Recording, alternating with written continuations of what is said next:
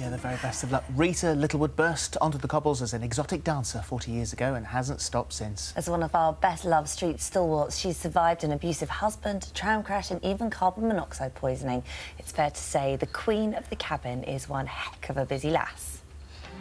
Rita Littlewood! Dennis Tanner! Travelled in and out. How do you fancy getting engaged? I'd like you to come with me as my wife. Are you asking me to marry? Yeah.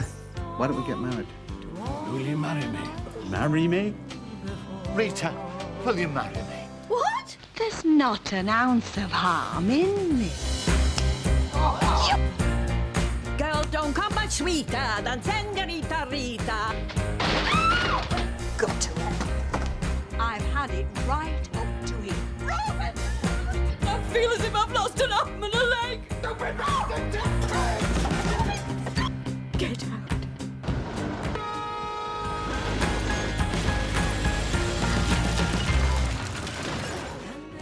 Yes, Dennis. I will.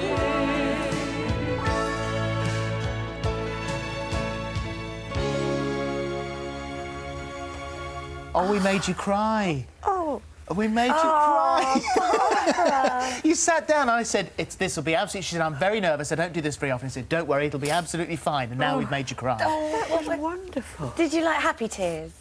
Yes. I mean, it's my life, isn't it? Yeah, it is. Gosh, that was beautiful. Oh, All those lovely that's scenes. good, yeah. Where did you get them?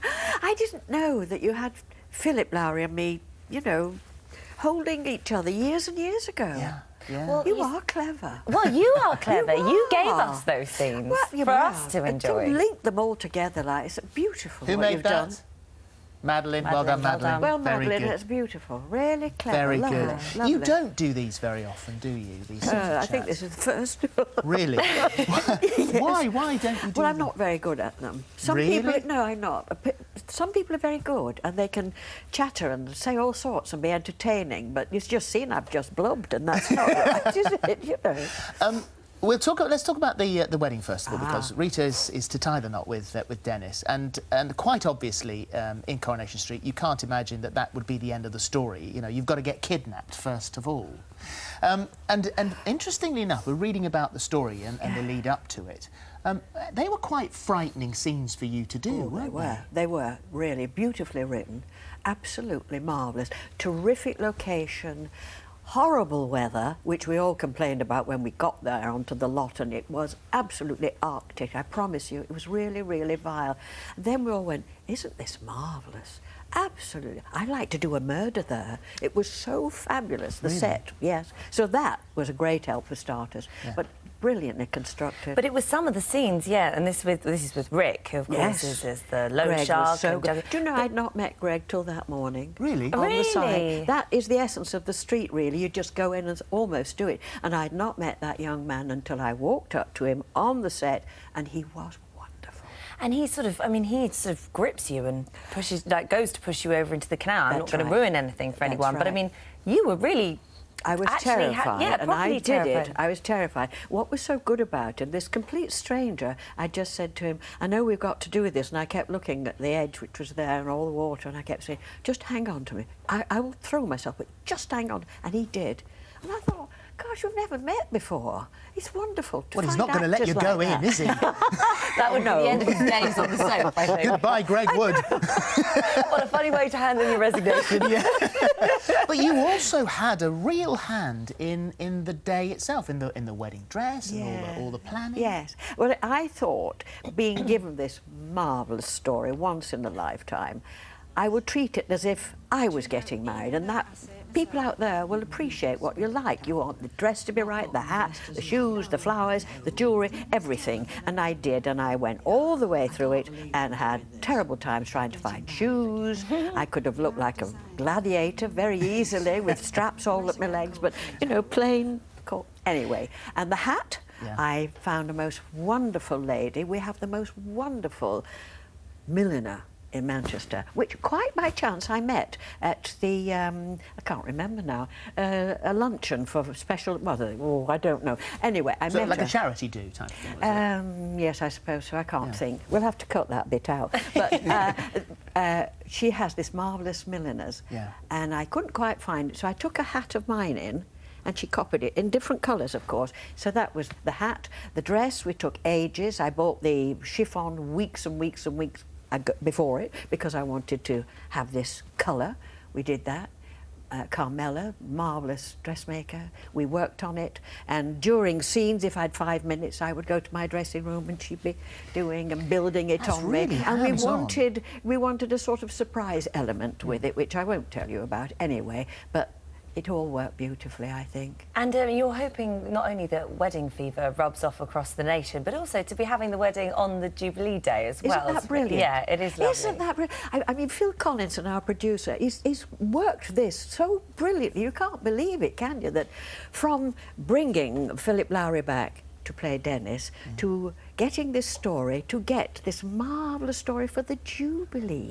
Isn't that wonderful? And another Tanner in the street. Yes. Isn't that brilliant? Because when you started, you're saying that your first days there, back in the 60s, I think it was, wasn't it, when you started? 64. That really was, of the day, the most incredibly strong women characters. Oh, they were marvellous. I mean, terrifying.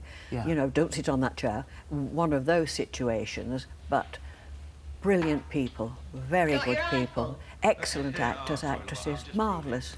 And I learned a lot from them. And these are people like, I mean, you would have started with Ina Sharples and Elsie Vinnie Tanner. Coldwell, yeah. All of those. Doris Speed. Oh, I was terrified of them. Were you?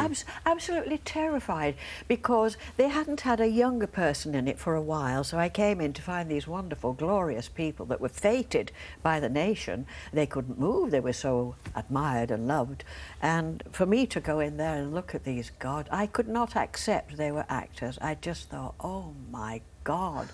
And I lost my voice. I couldn't speak. It was sheer nerves. Wow. I just couldn't speak. However, they were very kind and, I don't know, helped me an awful lot. Yeah. And we became great friends. They were wonderful, wonderful. What do you think is the biggest change since your time being in Coronation Street? What's changed the most?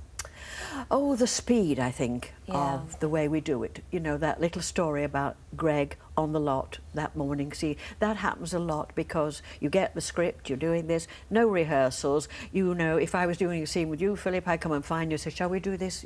Shall we run the lines now? Yes, OK, OK. And then in a few minutes, in the studio, and you're doing it. So the speed of it, and you do a lot more homework, simply because when I finish, I then go home and think, what's tomorrow? And I study tomorrow and study tomorrow. All of that is slightly different. We only did 2 episodes. Yes, of filming. course. I mean, the output now is Wonderful. huge with that. And for you say that that it keeps you, obviously it keeps you sharp. Yeah. But you describe it as, you know, the best job in the world. You're the luckiest woman in the world. Oh, definitely. Well, without a doubt. Without a doubt. I mean, this little story, well, big story, is just a prime example of what has happened to my character and how the writers and Phil Collinson have thought about me. I mean, they could have given a wonderful story to somebody else, and to find somebody at my age on Jubilee weekend to give you this story, that really is remarkable. Absolutely. It is the best job in the world. You had, I think it was 11 weeks off. I did. And it was interesting because you said I had 11 weeks off because I think I might have given a producer a bit of back chat. I did. And so you went bonkers during that 11 weeks because you were bored. I did, yes. I mean, you think at first, oh, this is fabulous. I'm not getting up at 5:30. This is wonderful. Lovely. Second week, do a bit of shopping. Lovely. Third week, my daughter said, if you don't go back to work, I'm going to cut your vocals. Oh, that's brilliant. Well, it's great for you. It is. Yeah. I mean, you two do a job that I couldn't do. You're up, you're here, you're doing this every day, 5 days a week, and seeing different people all the time. At least I know what I'm going in to do. But you must find it stimulating. Oh, yeah. Even the Of mornings course, when you yeah. think, oh, I don't want to go, Well, I'm fed up. We get to meet you see, that's the great thing. Yes. That's, and we don't do this very often, but you deserve a round of applause. And we're so pleased to have you here. Thank you so very much you indeed. so It's been much. a real pleasure. Is that to have it? you here. That's Sadly, it. sadly, Oh, I it's don't just too believe fast. it. Too fast. Thank you very Thank much. you, it's a Barbara. pleasure. Thank you. Oh, thank you. That's it for today. On tomorrow's show, David Beckham, Ray Winston and Larry Lamb. And we'll be wrapping up our Jubilee celebrations. Looking forward to this weekend's flotilla. Now, though, for the last time this week, we're heading back to Kensington Palace and Glory.